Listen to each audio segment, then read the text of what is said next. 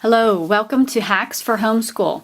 And today I wanted to show you a helpful hack that I'm using this year for a 7th grade spelling student. Our 7th grader is at a reading level of 10th, 11th, 12th grade, but a spelling level of more like 3rd, let's say. And what we have discovered through this workbook and this program called Spelling UC is understanding that reading level and spelling level can be entirely different from one another. And we have experienced that here with our 7th graders. So Spelling UC is a program that is different than other spelling programs. There are no spelling lists. There is copy work instead. And the copy work is done in a strategic manner where there are visual aids using color. The student puts in their own color coding for what are called vowel chunks. And that is explained in the book on every page of every week. They have practice on the text itself on day 1, A. They do the copy work on day 2 with the coding called chunking. Day 2, B, same text, same color coding, more copy work of the same text, same chunking of color with color coding. And you guessed it, day 3, C, same text, same color coding for the vowel chunks, more copy work. Yes, it seems redundant. However, the information that they're copying is useful information to know. It's based on historical facts. This particular level, level E, is called American Spirit. If you go on Spelling UC, if you go on their own website, they have a very helpful tool to understand and determine what level your student should be beginning with. And again, it's very important that you understand their spelling level may be entirely different than their reading level. And this was developed by a woman who helped students who had trouble with spelling for years. And this was a program she found that worked. She developed it herself, and we are very pleased.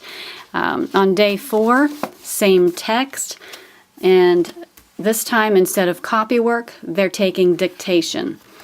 So you are reading this same text they've been hearing on days 1, 2, and 3. They've been reading it, seeing it, copying it, and now you are covering this page and dictating this page to them to see how many of those words they can actually now write themselves correctly. And you'll indicate at the bottom a record of how many were correctly spelled.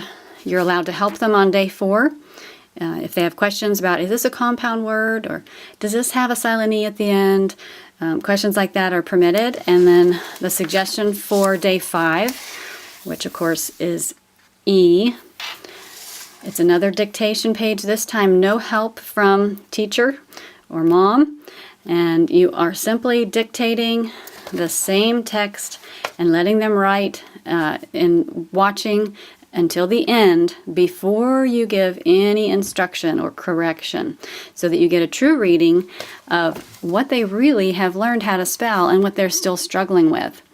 Now, you know, most kids still struggle with words. Just because you're done with a unit does not necessarily mean that you have grasped, that the student has grasped everything in that unit. Hopefully they have grasped most of it. But it would not be uncommon for them to still struggle with a word or two or a vowel chunk or two. And so you want to just keep an eye on that, keep track of that as you move forward so you can reinforce that.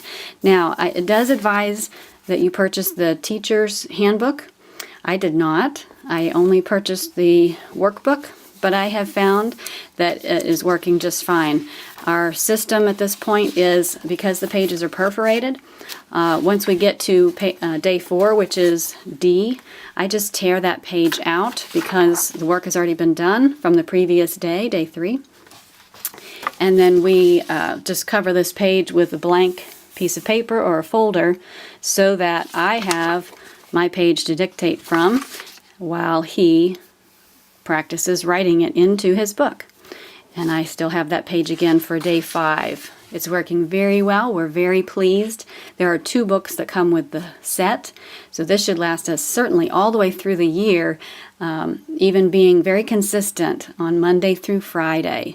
What I love about this is you can see there is the color coding going on, and as we progress then through the year, which we have yet to do, obviously there's going to be more colors added. We're starting with vowel chunks, and then they add consonant chunks, and then we also get into bossy R chunks and endings.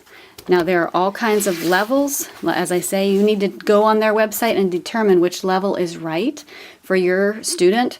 But we're finding this is wonderful. It's really helping. It's really working.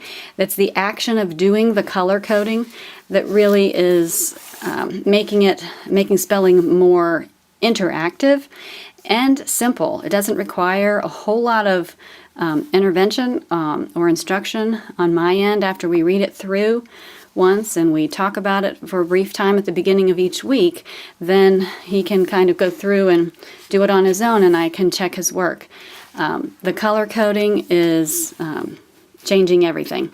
So I hope that you will check out their website and consider this different method. It may just be the thing that your child needs. Thanks for watching.